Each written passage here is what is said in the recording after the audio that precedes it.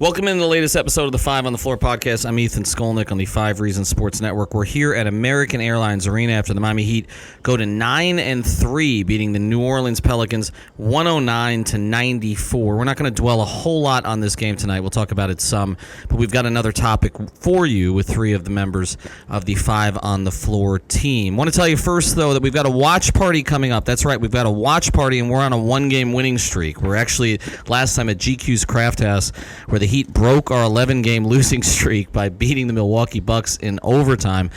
Now we've got another difficult assignment for them. Going into Houston, we're going to be at the Duffy's in North Miami Beach. That's right, the Duffy's in North Miami Beach. We're going to be there on the 27th of November, starting, I believe, at about 7 o'clock, and we'll have great drink specials for you there, some food for you, too, and they have a great setup for us out by the pool. They basically set up a big projector TV. We had 50 or 60 people there the last time we were there, so that's going to be a really fun time. Again, that's the Duffy's in North Miami Beach. It's not like any other Duffy's you've been to. On November 27th, Miami Heat, Houston Rockets. And now, on with today's episode. Welcome to Five on the Floor, a Miami Heat and NBA podcast from Ethan Skolnick with Alphonse Sidney, a.k.a. Alf954. Brought to you by the 5 Reasons Sports Network.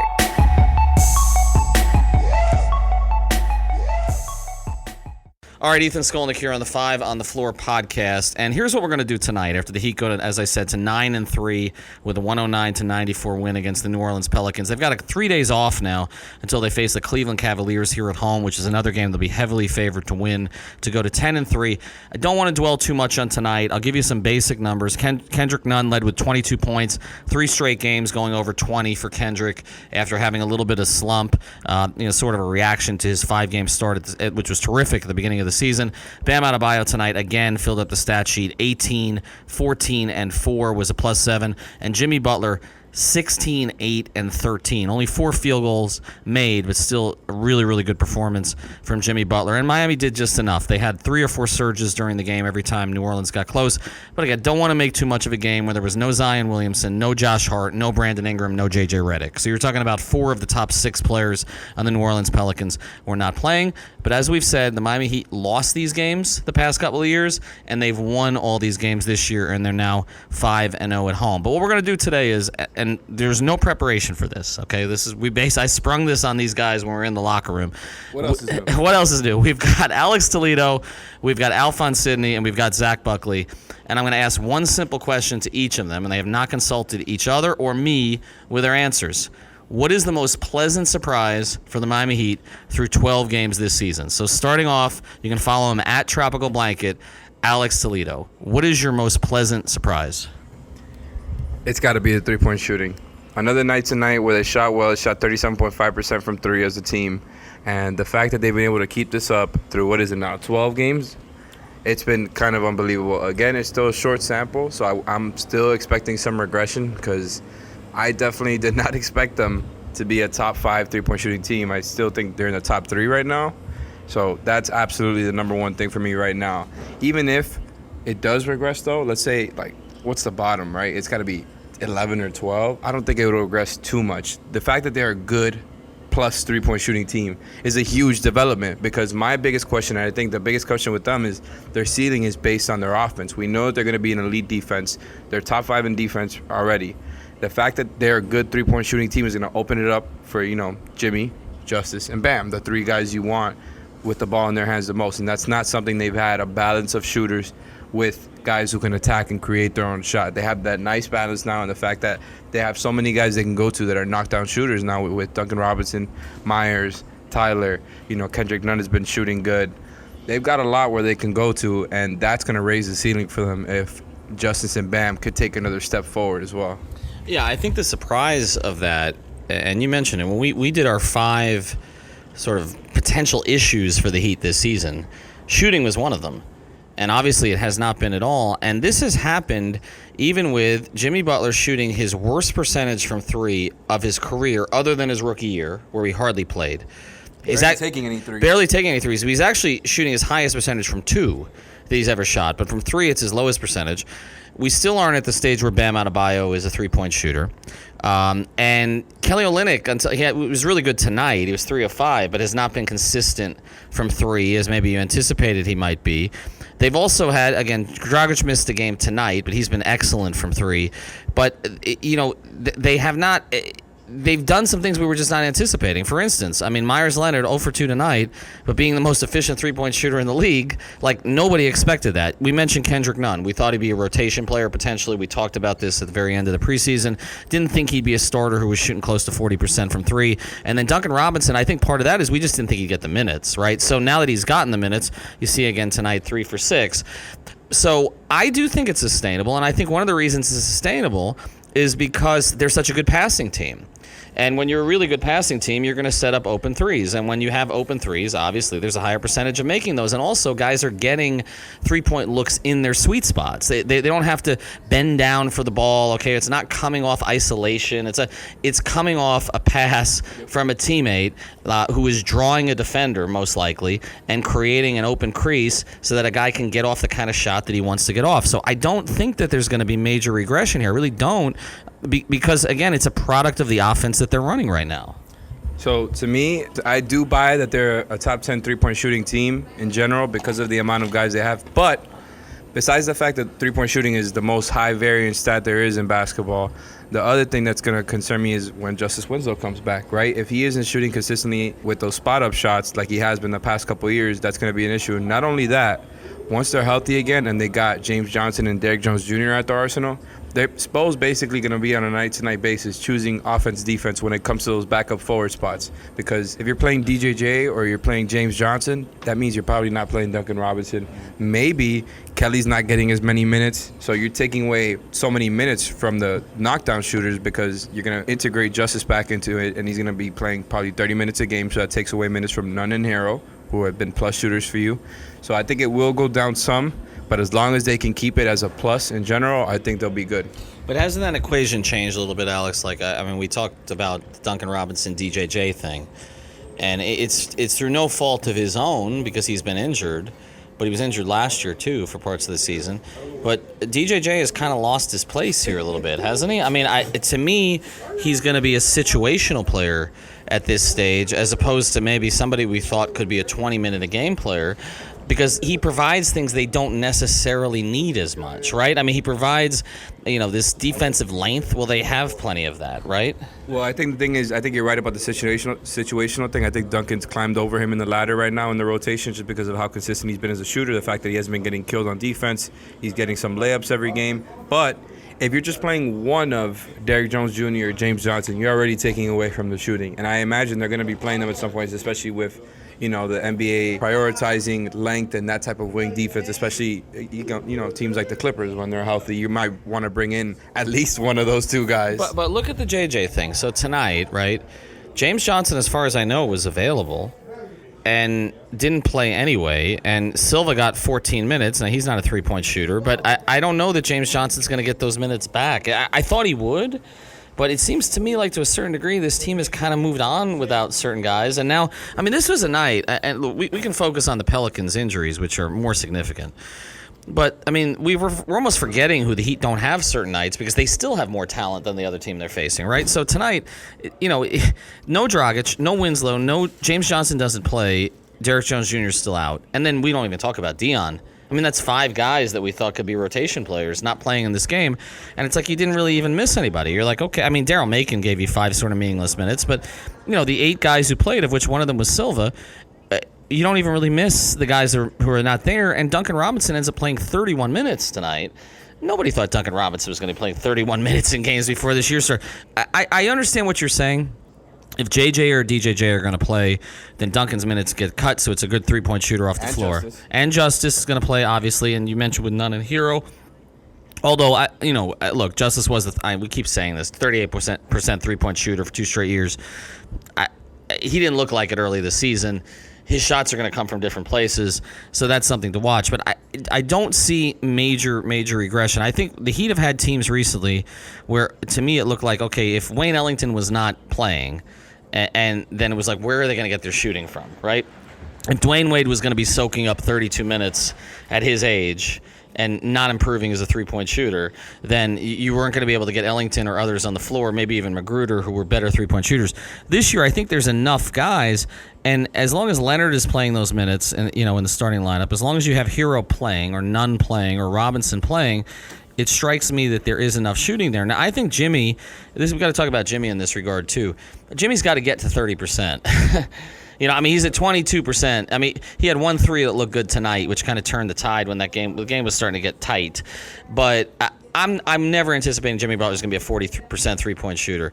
But let's get in the 30s, right? And then, that number starts to go up a little bit before we even see what happens with Bam. But one more thing before I let you go, Alex. So we talk about, the shooting being a big surprise on the upside. Has there been for you, quickly, one thing on the downside? Has there been something that has not been as good as you anticipated? That's actually a tough question to answer because the fact that they've been so good on defense, I thought that there could be some slippage there, especially without DJJ and James Johnson and, this missed time from Justice and Dion, who are expected to be plus defenders.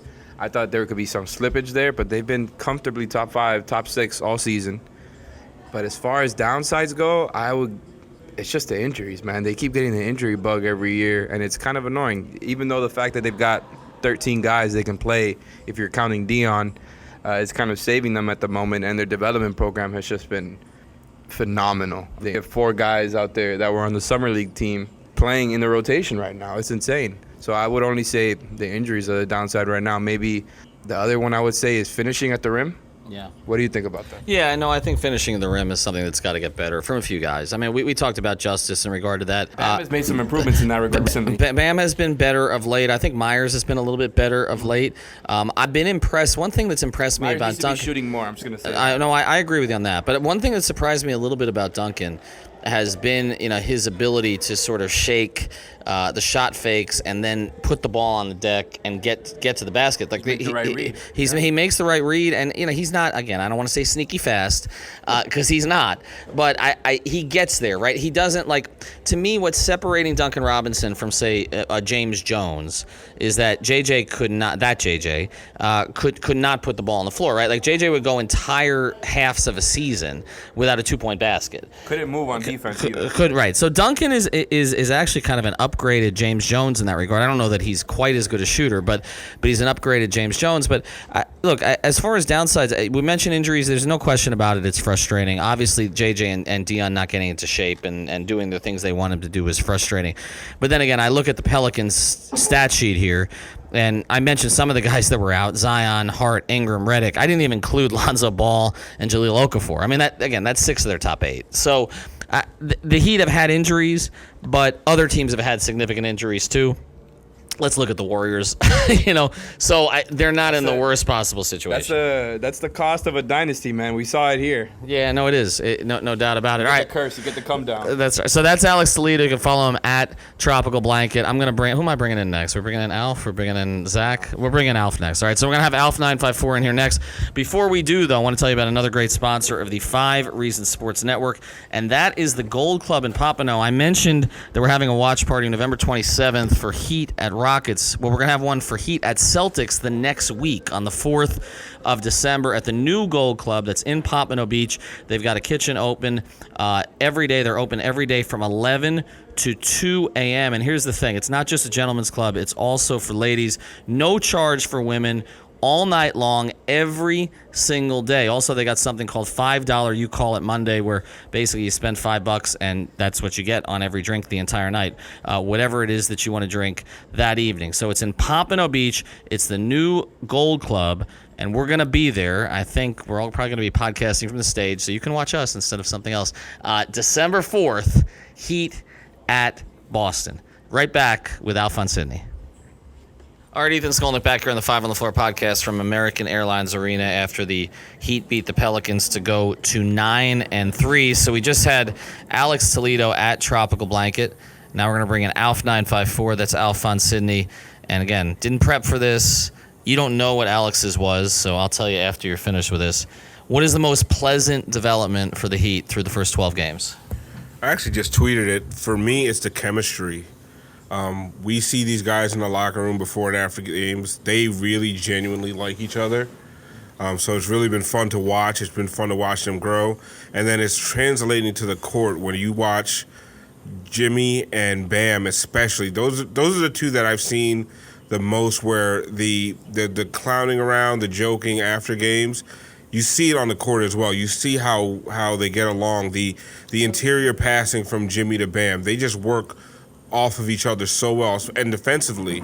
So I really can't wait to see Justice back with this group. But for right now, yeah, for me it's the chemistry. The fact that this team is not just fun to watch on the court, they're fun off the court, and they're gelling, and it's coming together. Well, I think part of it is we've given Jimmy a lot of credit for this, and he deserves it. I think the way he came in, the early morning workouts, whether it was all legitimate or not, it was still something that other players could take a lead from, or at least the attitude that he was putting out there. But, and obviously the unselfishness on the court, the confidence he's shown in his teammates. And you and I talked about that way back, the working out with Tyler Hero in the offseason, and how that kind of came about. The, sending Bam a birthday message, okay, when they didn't really know each other yet. Kendrick Nunn, he's taken under his wing a little bit. I mean, all of these things he's done. The chemistry he has with Dragic, which is something that I've watched in the locker room a little bit too. So all of that is part of it. And I think Jimmy wanted to prove a point after previous places he's been that he could be that kind of teammate.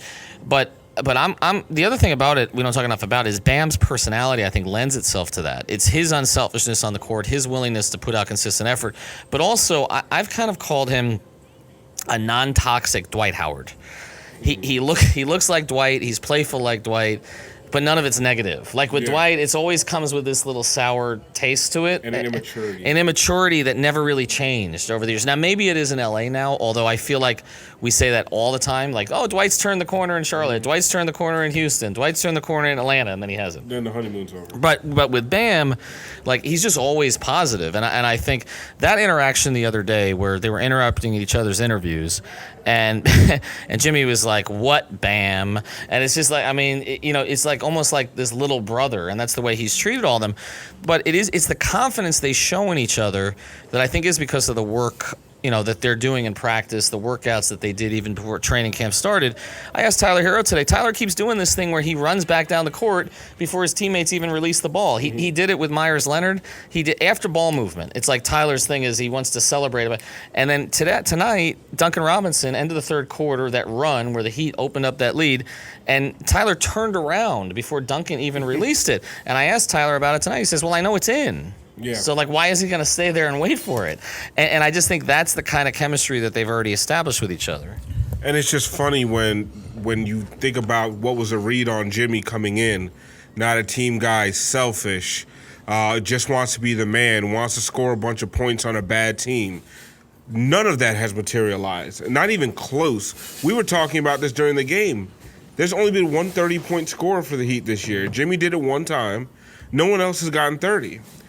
They're constantly having 5, 6, 7 guys in double figures with the leading scorer 23, 24 points. So they spread the ball around. We've noted, I don't know how many times we can keep talking about the passing. Tonight it was 25 assists on 46 field goals or something like that. 24 assists on 44 field goals. Something like that. Anyway, they're passing the ball, they're sharing the ball, completely unselfish, to the point that sometimes when we're sitting there watching the game together, we are pointing out how many times they're passing up open shots to get a better shot. Even layups. Sometimes it's not getting a better shot. Sometimes they're a little bit too unselfish. Well, I think that's been a reason for some of the turnovers, Alf. Like tonight, again, 21 turnovers. That's been their biggest bugaboo this whole year has been the turnovers, and that's problematic in the playoffs. And some of that is overpassing. Some of it is they're all sort of trying to please each other. It's almost this game that they, whereas on some teams it's who's going to be the leading scorer, right? Here it's like who isn't going to be the leading scorer. And I feel like Kendrick Nunn has led this. I think he's led the team in scoring the most times, even on nights he hasn't been the best player on the floor. Because Kendrick Nunn doesn't have the unselfish problem. Kendrick Nunn wants to score the ball. Kendrick Nunn is a scorer. Like, that's what he wants to do. So he doesn't necessarily have the same qualms with passing out of an open layup. He will dribble right into the defense half the time. And I mean, he had another great game. But just overall, you asked me what's pleasantly surprised me. It's just that, and I think I said it after watching Jimmy in preseason, the way that he deferred to his teammates. I said, I don't know if Jimmy's going to average over 20 points this year. No, he's not. But if he's 19, 10, and 7, yeah, I'll take that all day long, right? So I know a lot of people wanted to see 2008, 2009 Dwayne Wade in here. That's not going to happen. But what is happening, you're getting a guy with just a complete all-around effort every single night, defensively, offensively, passing, rebounding, steals, another steal, breakaway dunk. I mean, there needs to be a stat on that. Who leads the league, and it has to be Jimmy Butler. Well, yeah, I mean, the quickest hands I've seen in a Heat uniform. I think the other thing on this, too, as you look forward to the future, and we'll close here with Alf and bring in Zach, the other thing when you look at it is you say, okay, if they end up getting another star, and people were wondering, like, how would Jimmy be okay not being the number one? I think it's pretty clear he's okay not being the number one. Everything he has said and done since he's come here has been to defer from that. Like, even the question I asked him about that in training camp, where he basically said, basically denied being a star. It's funny. He bounces back and forth on this. It's like if you ask him one way, he's gonna. Other guys who've covered him before said he's like this, where if you call him a star, he's gonna say he's not. But then he does the Yahoo interview where he says, these MFers forgot that I could play basketball. Yeah. So it's a little bit both ways, but I don't think you can have any issue with how he's conducted himself so far. And I still think fans are waiting for more breakouts like the Phoenix game. I think those are going to be few and far between. I think they will come at times, but mostly Eric Spoelstra just wants Jimmy Butler to make the right plays in the fourth quarter. And he's done that. All right, that's Alf 954. We're going to bring in Zach Buckley next, but first I want to tell you about one of the great sponsors of the 5 Reasons Sports Network, and that's the Seltzer Mayberg Law Firm. You can find them at onecalllegal.com. That's onecalllegal.com. They handle cases from all over the state, and they have somebody there 24 hours a day. I keep getting calls from people who want to work with them, and then they end up being really pleased by the experience. So again, it's onecalllegal.com. They handle immigration, they handle traffic, they handle personal injury, and much more. That's the Seltzer Mayberg Law Firm based in North Miami. All right, welcome back to the 5 on the Floor podcast here at American Airlines Arena after the Heat beat the Pelicans 109-94 to go to 9-3 on the season. Next game is against Cleveland on Wednesday night, and we'll be here for that. Now we're going to welcome in Zach Buckley. You can find him at ZBuckleyNBA. On Twitter, also on our website, writes a new column for us called, what's it called? The Morning Report, is that right? Edition. The Morning Edition. Of course, they got a U in there instead of the usual MOR, and I can't spell. It's too damn late. Anyway, also follow Nikias Duncan on our website. He's got the launching pad, and then what is Leif calling his column now? It's the Guts. Guts check. That's right. Greg Sylvander has got a column on our website every Tuesday, and I might get around to writing at some point. But I've asked this question to Alf and to Alex. Now I'm going to ask you. You don't know what their answers are. I don't know what your answer is. What has been the most pleasant surprise for you through 12 games this season, Zach? I think it's got to be just the overall chemistry, how quickly they've come together, and how everyone seems like they've plugged into the right roles. I was looking, there's 3 guys from the top 9 last year in terms of minutes per game played that are in the rotation right now. There's so much turnover. You're looking at, Nunn's a rookie, Hero's a rookie, Duncan Robinson might as well be a rookie. You've got first-time starters all over the place. This seems like a team that should be clunky right now. The offensive pieces are a little, interesting to put together. They don't necessarily make sense to us on paper. At least they didn't coming into the season. So when you see what they're doing in terms of, second in assist percentage, second most points off of cuts, third most points on dribble handoffs, it's almost like the more guys that you get involved, the better this offense gets. that's something I would expect from a team with a lot of veterans and a lot of guys who have played together for a long time, and that's absolutely not the case. So who gets the credit for that? Because one of the complaints that I've had the past couple of years is that Pat Riley put together a roster that didn't make sense. It was almost impossible for Eric Spoelstra to coach. He had duplication at the two-guard position. They had a bunch of bigs they had to play. He had certain guys that were making big money, and so you had to put them on the court. And they finally got to the stage at this point where they were able to dump two of them, and Tyler Johnson and Whiteside, and basically banish the other two, and Deion Waiters and James Johnson. But to me, it was an impossible roster, and Spoelstra looked frustrated. I mean, you talk to people inside the organization, they were like, he's not himself. And I don't think it was anything personal. I just think it was this roster that he had to actually coach. And now you have a roster that was put together in a different way. I thought that it actually got cleaned out where there are going to be fewer guys to play, and that hasn't been the case because of the way that Nunn and Hero have shown up, the way that Silva has played, totally unexpected. So who deserves the credit for this? I mean, a lot of it's the players, but how much of it is Spoelstra? I mean, he's got a new group together. They look like not an elite offensive team, but a damn good offensive team that moves the ball well. They're already solid defensively, which we anticipated, but that's without Justice and without Jimmy for certain games. Who is number one in terms of credit for this? I think number one has to be Spoelstra. Figuring out how these pieces were going to fit and sort of just doing that chess match. You just have to start there. I think, I don't know how much of this necessarily would fit Pat Riley's vision. If you got him with the truth serum and said, hey, did you see all these pieces lining up? I'm sure there was a vision there. We obviously know it was going to be a lot of multiples, a lot of versatility, that kind of thing. But when you've got so many guys who are just capable in a lot of different areas, I think it's hard for somebody to figure out, where's that specialty, what's that niche, and how can I put that guy in that place? So I'd put Spoelstra first for just figuring out the puzzle, and then I think you got to look right at Jimmy Butler and just how he's leading this team. I wrote this down. This is a career high in assists for him in terms of average. This is the second fewest minutes he's ever averaged as a starter. So we haven't seen this approach for him before, and it's almost like he knew, maybe he just looked at the youth and maybe the inexperience on his team and thought, hey, I've got to build these guys up, and that's what's behind the approach. But he's playing a different game, and it's caught on, and it's contagious for everyone else. Yeah, I don't think people around the NBA knew he was capable of this game. This is not something that you talked about with Jimmy Butler. I mean, you hear about the clutch scoring, the defense you anticipated, but this playmaking, and it is when we had Eric Spoelstra on the podcast on Media Day, it's what he talked about the most was the playmaking. And I think you're like, okay, I mean, look, he coached LeBron James, he coached Dwayne Wade, he knows pretty damn good playmakers, he's seen them before.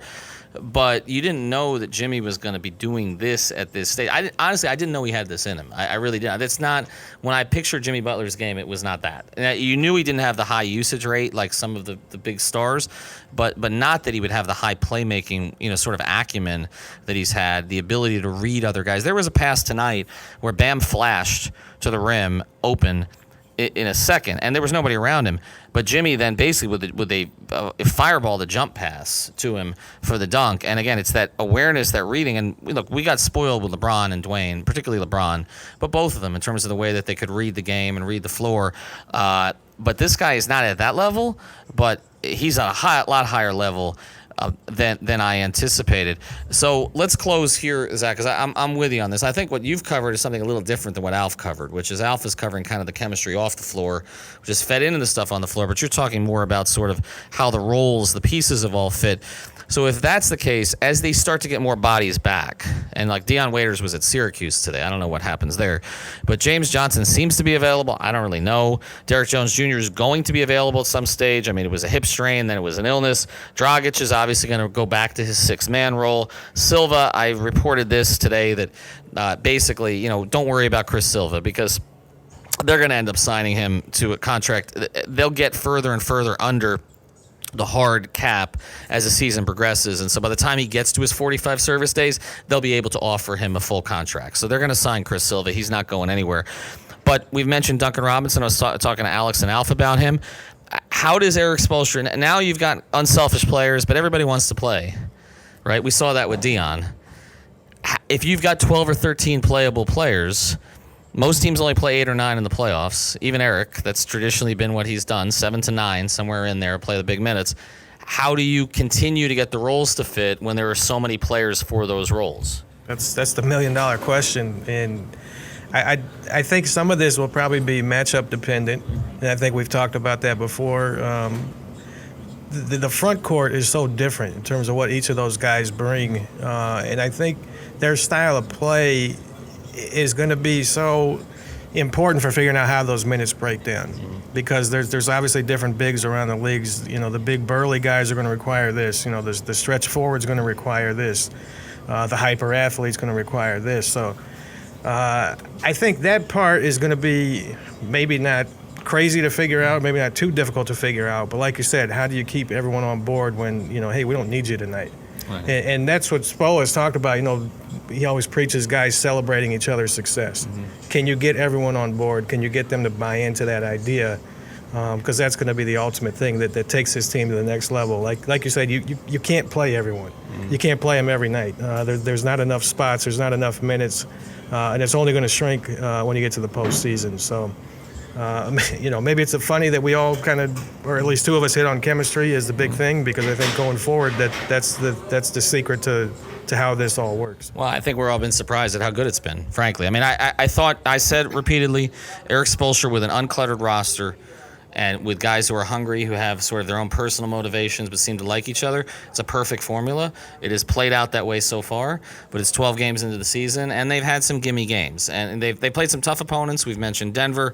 Obviously, that was a tough one. Milwaukee on the road, the Laker game on the road, particularly where that came at the end of that road trip. They've had some difficult games, but they've also had a Cleveland. They had this one against a really beaten-up New Orleans team.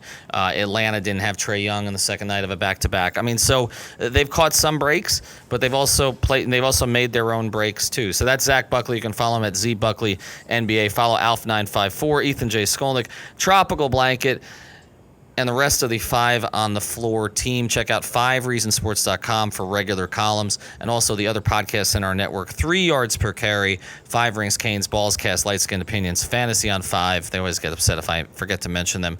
And somebody I'm forgetting. I don't know. Anyway, have a great. I already mentioned you. Have a great night.